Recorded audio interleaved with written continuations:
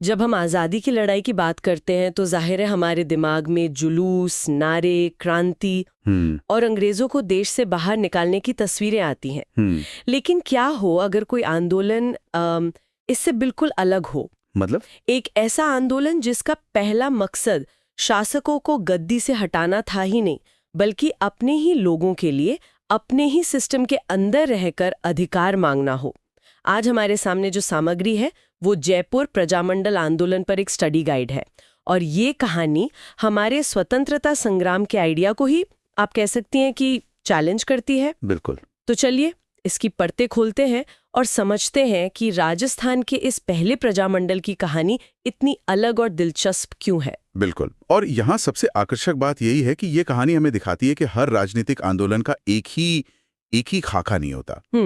जयपुर प्रजामंडल का मकसद, उसकी रफ्तार और उसके फैसले सब कुछ उस दौर के दूसरे आंदोलनों से एकदम जुदा थे। आगे बढ़ने से पहले एक सवाल जो शायद कई लोगों के मन में होगा, हम बार बार ये प्रजामंडल शब्द सुन रहे हैं। ये कांग्रेस से कैसे अलग था?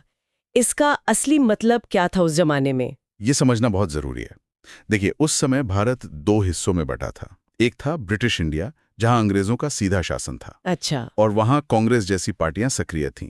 दूसरा हिस्सा था रियासतें, जहां राजा महाराजाओं का राज था। हाँ, जो थे तो अंग्रेजों के अधीन, पर अपने राज्य के अंदरूनी मामलों में आजाद थे।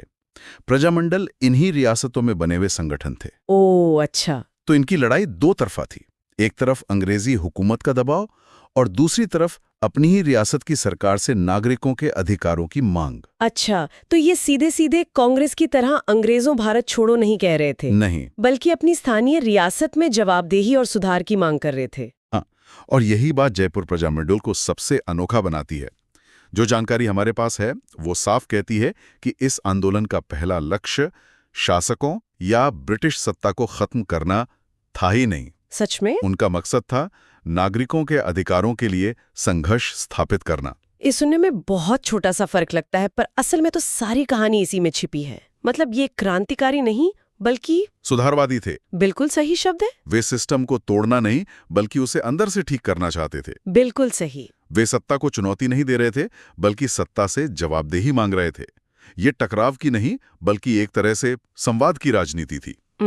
और इसी सोच के साथ 1931 में राजस्थान के पहले प्रजामंडल यानी जयपुर प्रजामंडल की नींव रखी गई। तो इस अनोखे विचार की शुरुआत कैसे हुई? गाइड बताती है कि इसकी स्थापना 1931 में कर्पूरचंद पाटनी ने की थी। हाँ, कर्पूरचंद पाटनी ने। लेकिन यहाँ एक दिलचस्प मोड़ है। स्थापना के बाद ये संगठन लगभग ठंडा पड़ गया। ऐसा लगता है जैसे किसी ने एक क्रांतिकारी बीज तो बो दिया, लेकिन वो कई सालों तक अंकुरित ही नहीं हुआ। और ये बहुत स्वाभाविक भी है। कई बड़े विचार अपने समय से थोड़ा आगे होते हैं। एक संगठन बना लेना एक बात है, लेकिन उसे लगातार चलाना, लोगों को जोड़ना, उसमें ऊर्जा चाहिए। ऊर्जा और संसाधन चाहिए। शायद 1931 में जयपुर का राजनीतिक माहौल इसके लिए तैयार नहीं था। ये जो निष्क्रियता का दौर था वो हमें बताता है कि सिर्फ एक संगठन बना लेना ही काफी नहीं होता। तो फिर इस सोए हुए संगठन में जान किसने फूंकी? वो चिंगारी कहाँ से आई? वो चिंगारी आई करीब 5-6 साल बाद, 1936-37 में। पूरे देश में राजनीतिक माहौल गर्मा रहा था और उसकी आंच जयपुर तक भी पहुंची। अच्छा। तब चिरंजीलाल मिश्र के नेतृत्व में इसका पुनर्गठन हुआ। उन्होंने उस ठंडे पड़े विचार को फिर से हवा दी और संगठन को एक नई जिंदगी मिली। ठीक है, तो संगठन फिर से खड़ा हो गया, लेकिन अब भी एक स्थानीय कोशिश ही थी। यहाँ से ये एक राष्ट्रीय स्तर पर पहचाने जाने वाले आंदोलन की शक्ल कैसे लेता है? ये तो ऐसा है जैसे किसी छोटी इंडिपेंडेंट फिल्म में कोई बहुत बड़ा सुपरस्टार काम करने आ जाए। यकीनन इससे बहुत कुछ बदला होगा। बिल्कुल। जमनालाल बजाज का जुड़ना सिर्फ एक चेहरा बदलने जैसा नहीं था। वो अपने साथ एक राष्ट्रीय सोच, अनुभव और सबसे बड़ी बात एक विश्वसनीयता लेकर आए। उनके आने से प्रजामंडल को वो गंभीरता मिली जिसे रियासत की सरकार अब नजरअंदाज नहीं कर सकती थी। सही बात है। और एक दिलचस्प बात यह भी है कि गाइड इस ओर इशारा करती है कि बजाज 1931 में स्थापना के समय भी कर्पूरचंद पाटनी के साथ जुड़े हुए थे। अरे वाह! तो वो कोई बाहरी स्टार नहीं थे, बल्कि शुरुआत से ही इस विचार से जुड़े हुए थे। इसका मतलब है कि ये उनके दिल के करीब का मामला था। हाँ, ये दिखाता है कि इस आंदोलन के प्रति उनकी प्रतिबद्धता कितनी गहरी थी। उनके अध्यक्ष बनने से आंदोलन की कार्यशैली, उसकी रणनीति और उसकी पहुंच सब पर गहरा असर पड़ा। तो अब जयपुर प्रजामंडल सिर्फ जयपुर का नहीं रहा। नहीं, अब वो राष्ट्रीय स्वतंत्रता संग्राम की बड़ी तस्वीर का एक हिस्सा बन गया था। तो बजाज के आने से आंदोलन को राष्ट्रीय पहचान तो मिली, लेकिन जल्द ही एक ऐसा मौका आया जब इस पहचान की और आंदोलन के मूल सिद्धांतों की सबसे बड़ी परीक्षा होनी थी। साल था 1942। 1942 यानी भारत छोड़ो आंदोलन, जब गांधी जी ने करो या मरो का नारा दिया और पूरा देश अंग्रेजों के खिलाफ सड़कों पर उतर आया। ब्रिटिश हुकूमत की नींव हिल गई थी। ये भारतीय राष्ट्रवाद का सबसे बड़ा ज्वार था। और ऐसे माहौल में जब देश के कोने-कोने में क्रांति की आग लगी थी, तब जयपुर प्रजामंडल ने क्या किया? जिस संगठन के अध्यक्ष गांधी जी के इतने करीबी थे, उसने इस सबसे बड़े राष्ट्रीय आंदोलन में क्या भूमिका निभाई? और यहीं पर ये कहानी अपना सबसे चौंकाने वाला मोड़ लेती है। अच्छा। गाइड में साफ लिखा है कि जयपुर प्रजामंडल ने 1942 के भारत छोड़ो आंदोलन में सक्रिय रूप से हिस्सा नहीं लिया। एक मिनट, क्या? ये कैसे हो सकता है?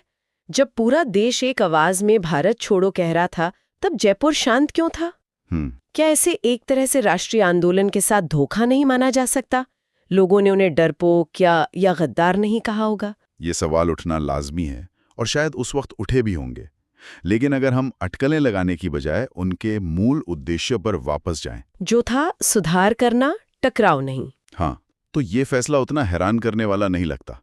ये उनकी कायरता नहीं बल्कि उनकी रणनीति का सबसे बड़ा इम्तिहान था। आप कहना चाहते हैं कि ये एक सोची समझी चाल थी? इसे चाल से बेहतर सिद्धांत पर टिके रहना कह सकते हैं। याद कीजिए, उनका लक्ष्य क्या था? शासकों से टकराव नहीं, बल्कि उनके साथ मिलकर नागरिकों के लिए अधिकार हासिल करना। भारत छोड़ो आंदोलन में कूदने का मतलब था जयपुर रियासत से सीधा टकराव मोल लेना। अच्छा। बातचीत के सारे रास्ते बंद कर देना और अपनी पूरी सुधारवादी रणनीति को दांव पर लगा देना। मतलब उन्होंने राष्ट्रीय लहर में बहने की बजाय अपनी स्थानीय जमीन पर टिके रहना चुना। उन्होंने सोचा कि अगर वो इस आंदोलन में कूद गए तो जो छोटे छोटे अधिकार उन्होंने हासिल किए हैं, जिनकी वो मांग कर रहे हैं, हाँ, वो सब खत्म हो जाएंगे। ठीक यही बात है। ये फैसला असल में उनके आंदोलन के चरित्र को परिभाषित करता है। उन्होंने शायद ये सोचा कि इस राष्ट्रव्यापी आंदोलन में शामिल होने से उनके स्थानीय मुद्दे कहीं पीछे छूट जाएंगे। तो ये एक बेहद मुश्किल लेकिन अपने सिद्धांतों के प्रति ईमानदार